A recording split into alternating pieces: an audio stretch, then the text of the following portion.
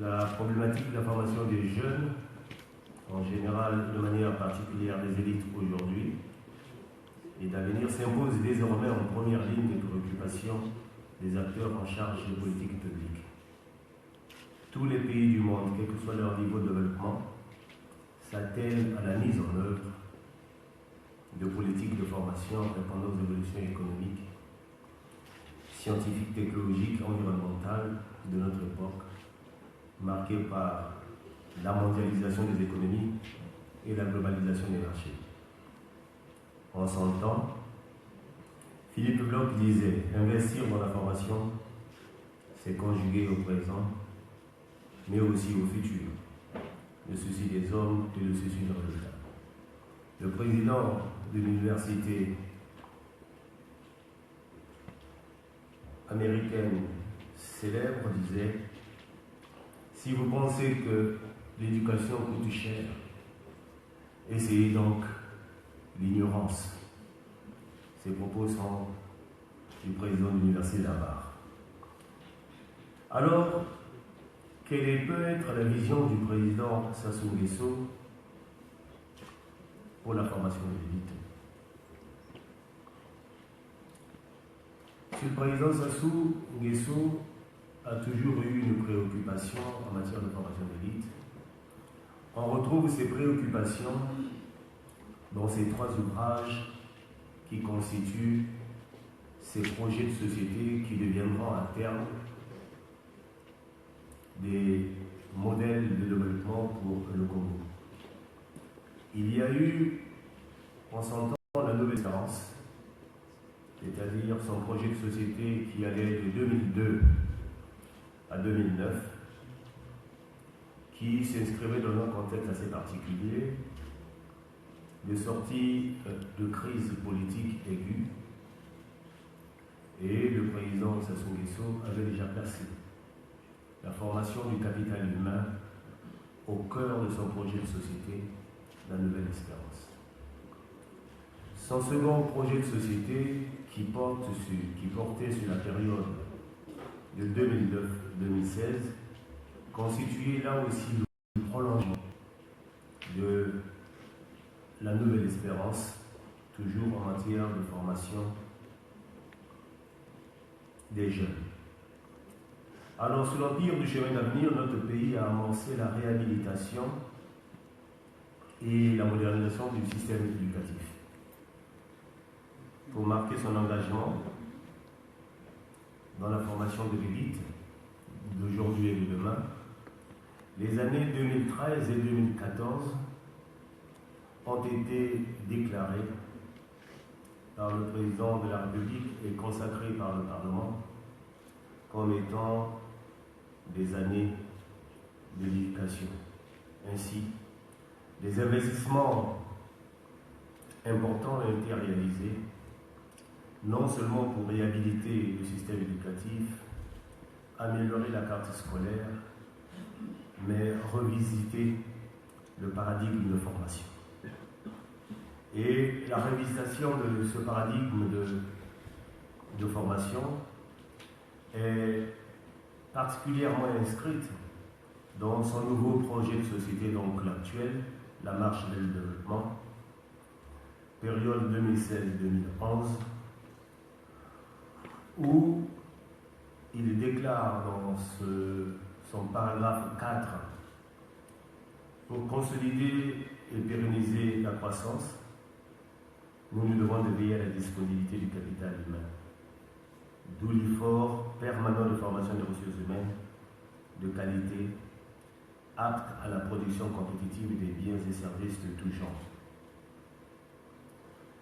Cette assertion de M. le Président Denis Sassou Nguesso intègre bien les préoccupations ou recommandations de la Commission africaine qui prescrivait en ses recommandations 20 et 21, je cite, « Investir dans un enseignement post-primaire mieux adapté aux besoins du secteur privé pour que l'Afrique puisse devenir compétitive sur les marchés mondiaux. accroître les investissements dans l'enseignement secondaire, en particulier dans le domaine de la formation technique et professionnelle, et du renforcement des compétences des jeunes hommes et femmes. L'État continuera de s'occuper prioritairement de l'éducation, en favorisant désormais l'initiation au métier d'acquisition des connaissances et des compétences, en adéquation avec les impératifs et les besoins de développement. Le mode d'éducation à privilégier est celui qui rend ses bénéficiaires aptes à l'emploi. Donc, la marche vers le développement consacre effectivement le changement de paradigme. Parce que nous le verrons tout à l'heure lorsque nous aborderons la question des enjeux, on peut constater que, d'une façon générale, il y a eu un grand déphasage entre la formation des élites et les emplois disponibles dans le pays. Ainsi, après ces recommandations de la Commission africaine qui ont constitué le socle même de la réhabilitation par le président Sassou, le Premier ministre Clément Mbamba, lors de sa déclaration au Parlement, remplaçait la formation et l'emploi au centre de son programme économique et social. Monsieur le Président fondateur de l'Université privée de Marrakech, chers amis enseignants et cadres de l'UPM, distingués invités, chers étudiants et étudiantes, mesdames et messieurs, afin de vous permettre de mieux apprécier les enjeux majeurs, les défis de la formation dans mon pays, permettez-moi de planter le décor. Le décor sera planté justement en mettant à votre disposition les 7 piliers fondamentaux de la refondation du système éducatif par M. le Président de la République, car, dit-il, tout jeune Congolais a droit à la formation qualifiante. Telle est l'ambition à assigner au nouveau système éducatif national. Je voudrais répéter, tout jeune Congolais a droit à la formation qualifiante. Telle est l'ambition à assigner au nouveau système éducatif national. Mais pour le réaliser, le Président de la République s'appuie sur 7 piliers fondamentaux. 1. Former le cas échéant à l'étranger des milliers de formateurs spécialisés dans l'initiation au métier et dans la transmission des compétences dans divers domaines. Deuxième pilier, initier au métier et donner une formation professionnelle à des centaines de milliers de jeunes Congolais. Troisième pilier, créer et encourager la création des universités ou des centres publics et privés des métiers. Ce qui justifie l'intérêt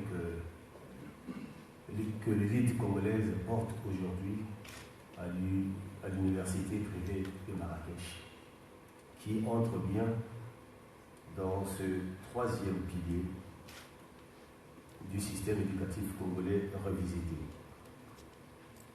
Construire des infrastructures adaptées au nouveau modèle de formation. Et réhabiliter et équiper en tenant compte de nouvelles exigences de formation des structures scolaires et universitaires existantes. Sixième pilier, prendre en charge dans les internats et résidences universitaires des élèves et étudiants des écoles et des instituts spécialisés d'enseignement supérieur. Créer les conditions d'attirer et de retenir les meilleurs enseignants de le système éducatif national. Voilà les 7 piliers qui fondent justement la vision de son Excellence, Monsieur le Président de la République, Denis Sassou Nguesso, dans la révisitation du système éducatif national. Cette vision, pour quel enjeu? Je voudrais commencer par dire que notre ministère a réalisé